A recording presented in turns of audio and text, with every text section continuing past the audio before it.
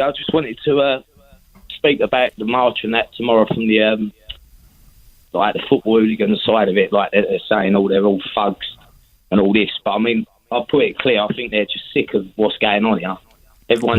Every now and then, a conversation comes along that perfectly captures the mood of an entire moment, not because it's loud or dramatic, but because of what it quietly reveals underneath. And this is one of those moments. Before we dive into the full story, comment where you're watching from, and don't forget to like and subscribe so you don't miss the next one, because what you're about to hear isn't just a random phone-in, it's a snapshot of a much bigger conversation that's been bubbling under the surface for years. With the taking the knee gesture re-entering public debate, emotions are running high again, and opinions are coming out fast, often before they've been fully thought through. Now, this caller, who we'll call James, comes in clearly frustrated. He believes the Black Lives Matter movement has crossed a line. In his mind, things have gone too far. And like many people in these discussions, he's convinced he's voicing what others are thinking but not saying out loud, the so-called silent majority. But here's where it gets interesting. Because instead of meeting that frustration with more noise, the host takes a completely different approach. No shouting, no dismissing, no dramatic pushback. Just a few calm, carefully placed questions. And those questions, they start to unravel everything. What follows isn't a heated argument. It's something much more revealing. It's what happens when strong opinions are tested, not with aggression, but with logic. Watch closely, because this isn't just about one caller. It's about how easily confident claims can start to fall apart when someone simply asks, "What do you actually mean by that?"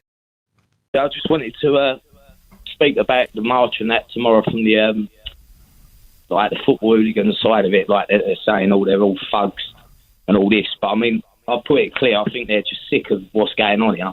Everyone has jumped on this thing that's been in America. And like the statues and all that, what they've done, it's gone a bit too far in a lot of people's eyes around London anyway. Yes. I think tomorrow, if they have cancelled the march, I think it's for the best. I do think there possibly is going to be a bit of trouble up there if they did start trying to attack more statues. Well, I've seen some tweets this morning from people who are clearly hoping for trouble and violence. How does someone like me tell the difference between somebody who really wants violence and somebody who, perhaps like Andy, I don't know if you heard that call, is more than happy to meet it out, but probably would rather, I don't know whether he would rather not or not, but how do we tell the difference between the people who are up for a fight and the people who are acting out of purity and principle, Lee? Well, I think majority of working class people around London anyway, just normal builders, not always builders and that, but just normal people that have had it a bit hard in their life and just looking at what's going on here. They've got to the point, it's becoming a bit of a joke. Well, not everyone is racist at all. No. I've got black friends, but some of these people that have done this stuff up there, to the police as well, attacking them. I've seen videos. Andy thought it was mostly middle-class white kids that would have been responsible for the vandalism and the violence. Yeah, we'll talk about that. Yeah, I agree with some of that. But here we are talking about race again. In a way, I am, because this is what a lot of it's going to. I was looking at a video on Twitter, I think it might have been yesterday, and there was some black kids that have been arrested. Be careful, they've been arrested, so we can't talk about that. It's a live criminal case. That's what I'm still saying, though. It's still no, and I'm saying don't talk about that because it's a live criminal case, and you know, particularly from some of the constituencies that you describe, you know what happens when people disrupt criminal proceedings. You can end up in prison. So the question really, I mean, can I ask you a question? You promise not to get cross with me? What is it that you fear when you describe things going too far? What are you worried about? It's putting a bigger divide where between who? White people, race. No, but we've just established that most people on these marches are white, or at least loads of them are. But they're not all white, are they? Come on. It's not. No, but nor are your friends. Your friends aren't all white either, you said. No, I've got some, but tomorrow it's going to be majority white people that's up there on the march, on the football. So what is it you're worried about? What are you fearful of? I'm not worried about anything. I just think it's going to. So when you say it's going too far, or it will get out of hand, what will? Well, it's going to be trouble, isn't there, between black and white people? It's what's coming. Well, no, there's going to be trouble between. It's not going to be divided by race, is it? As we've just established, any more than your friendship group is. It's going to be divided by something else, which I tried to get to with Andy, but with you, I'm more interested in you now. What are you cross about? What are you worried about? I'm not worried about anything. I'm cross about all these statues and that are going to get took down. It's just, I think. But they're not. They've been protected. No, but the ones that the guys at like hospital and stuff that they're taking down, it's just it's been there for years. It has been there for years, and we sent children up chimneys for years. But you wouldn't want to go back to that, would you? No, not really. But I mean, it is going, this is my opinion. It's going a bit too far, and I just think tomorrow. No, I know you keep saying it's going a bit too far, and I keep saying what is. Well, this Black Lives Matters.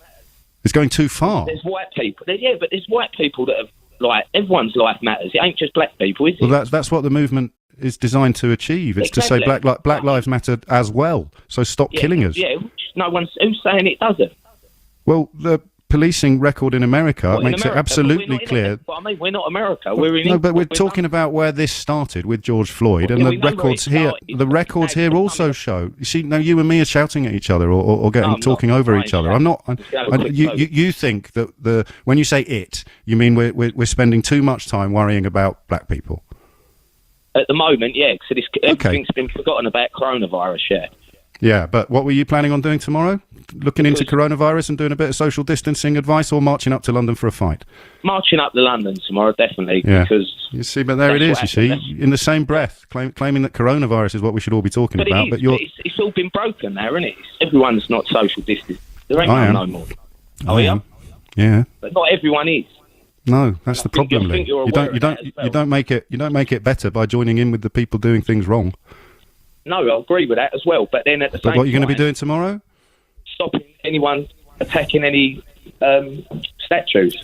Can I ask you one more question? Yeah. How would you explain to your child why there was a statue in your town of celebrating a man who treated your people like animals?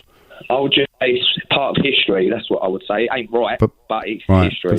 So why can't we take the statue down then if it's not right? Because it was up there for a reason. It's been put up as a symbol. Children were up chimneys for a reason, but we managed to get rid of that, didn't we? So what is it about slavery? Why is slavery somehow not as bad as putting children up chimneys? I'm not saying slavery is not bad. It is bad. So why can't we take the statue down?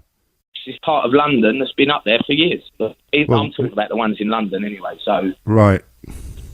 So because it's been there for ages, we have to leave it up there. And then how does anything ever change? There is people, James, that don't want them to come down. No, well, you're one of them. I know. I'm not saying I'm not.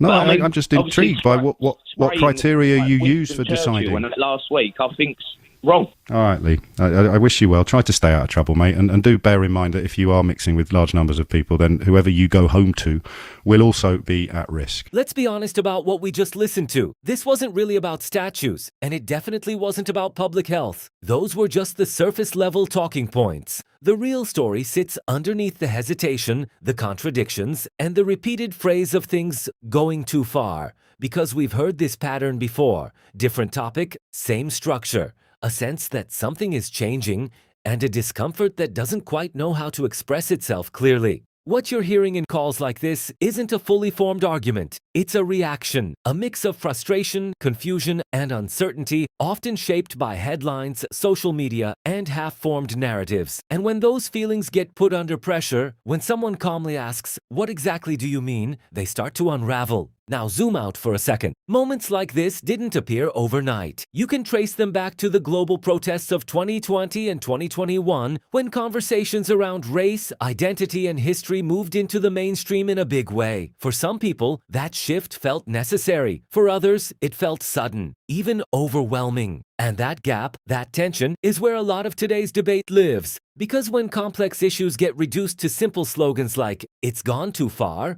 what often gets lost is clarity. What does too far actually mean? Too far compared to what? And who gets to decide? That's why exchanges like this matter. Not because one person won, but because it exposes how easily strong opinions can be built on unclear foundations. And once those foundations are questioned, the entire argument starts to wobble. So maybe the bigger takeaway here isn't about who's right or wrong. It's about how important it is to slow things down, ask better questions, and separate what we feel from what we can actually support with reason. What do you think? Was this a fair breakdown, or do you see it differently? Let me know in the comments below. And if you enjoyed this, don't forget to like and subscribe for more.